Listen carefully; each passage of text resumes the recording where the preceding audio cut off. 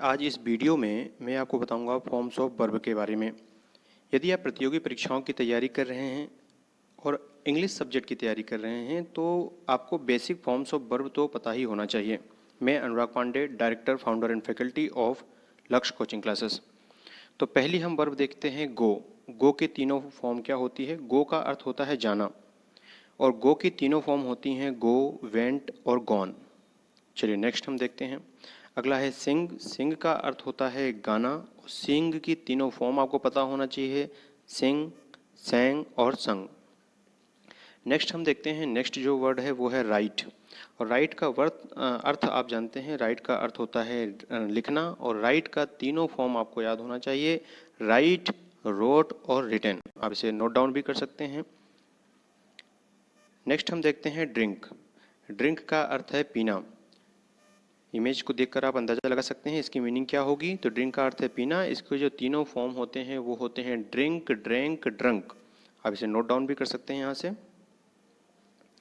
चलिए अगला हम देखते हैं। ब्रेक का अर्थ होता है तोड़ना। इसकी जो तीनों फॉर्म हैं ये भी काफ़ी इंपॉर्टेंट है, ब्रेक, ब्रोक, ब्रोकन।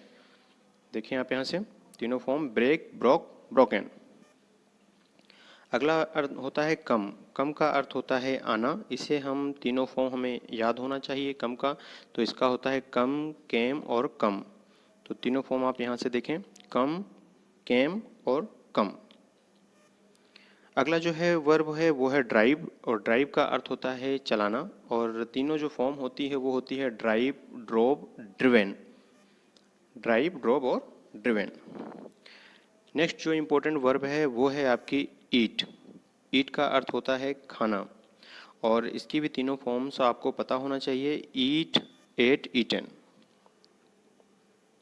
चलिए नोट डाउन करते जाइएगा साथ में आप। और नेक्स्ट हम देखते हैं, नेक्स्ट इम्पोर्टेंट जो वर्ब है वो है स्पीक। स्पीक का अर्थ होता है बोलना और इसके जो तीनों फॉर्म होती हैं वो होती हैं स्पीक, स्पोक, स्पोकन। देख सकते हैं आप यहाँ से, स्पीक, स्पोक, स्पोकन। जो नेक्स्ट है वो है आपका टेक। टेक का अर्थ होता है लेना और जो इसकी तीनों फॉर्म्स होती हैं वो होती हैं टेक, टुक, टेकन। चलिए नेक्स्ट हम देखते हैं राइड। राइड का अर्थ होता है घुड़सवारी करना या हम बाइक चलाने के सेंस में भी, दो पहिया के जितने भी वाहन होते हैं उन्हें चलाने के सेंस में भी हम राइड का यूज करते हैं। तो राइड, इसका तीनों होता है राइड, रोड, रिडन। तीनों फॉर्म आपको याद होना चाहिए। अगला है इम्पोर्टेंट, वो है रन। रन का अर्थ होता है दौड़ना और इसकी जो तीनों फॉर्म्स होती हैं वो होती है रन, रेन और रन। रन, रेन और रन। नेक्स्ट है इम्पोर्टेंट, वो है आपका सी। सी का अर्थ होता है देखना और इसकी जो तीनों फॉर्म्स हैं वो हैं आपकी सी, सा और सीन। चलिए नेक्स्ट हम देखते हैं, नेक्स्ट जो है वो है आपका सिट। सिट का अर्थ होता है बैठना और जो इसकी तीनों फॉर्म्स हैं वो है sit, set, set. Next important जो वर्ब है वो है स्विम। स्विम का अर्थ होता है तैरना और जो इसकी तीनों फॉर्म्स हैं वो हैं आपकी स्विम, स्वयं और स्वयं। देखिए जो सेकंड फॉर्म होती है उसमें बीच में ए होता है, जो थर्ड फॉर्म होती है उसमें बीच में यू होता है। देखिए सेकंड फॉर्म को हम पास्ट, देखिए पास्ट के रूप में लिखा हुआ है और थर्ड फॉर्म जो लिखी है वो पास्ट पार्टिसिपल के रूप में। जो प्रेजेंट में लिखी है वो क्या होती है? फर्स्ट फॉर्म, फिर सेकेंड और फिर थर्ड फॉर्म। नेक्स्ट हम देखते हैं, नेक्स्ट है थ्रो। थ्रो मतलब होता है फेंकना और इसकी भी तीनों फॉर्म आपको पता होना चाहिए। इसका होता है थ्रो, थ्रू, थ्रोन। देखिए आप यहाँ पर। जो नेक्स्ट है आपका वो है आपका चूज़। चूज़ का मतलब होता है चुनना।